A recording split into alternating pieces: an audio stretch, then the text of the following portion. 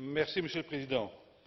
L'on peut dire, au terme de 11 mois de campagne de sensibilisation à large échelle, que l'année européenne pour le développement a été une réussite.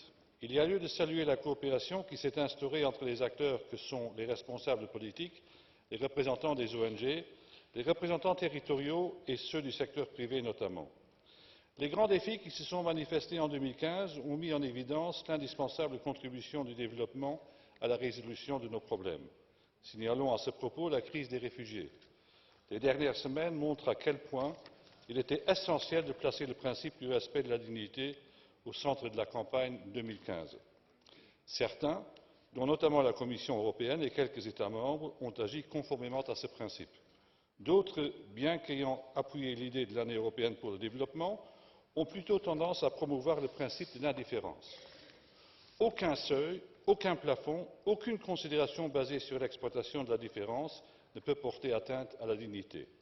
Aussi, l'année européenne pour le développement nous rappelle-t-elle que les problèmes actuels d'inégalité, de malgouvernance, de menaces à la paix intérieure dans les pays en développement sont le résultat de ce que nous avons fait au cours des 15-20 dernières années.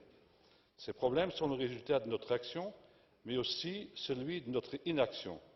Ce que nous omettons ou refusons de faire aujourd'hui ne manquera pas d'influer sur la situation dans le monde des 20 prochaines années.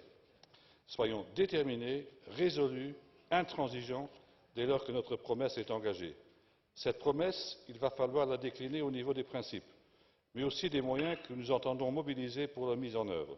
Il n'est pas question de mettre fin à la grande campagne de sensibilisation de 2015. Aussi le motto Notre monde, notre dignité, notre avenir a-t-il vocation à être pérennisé tant il est important de le préserver dans la voie tracée en 2015.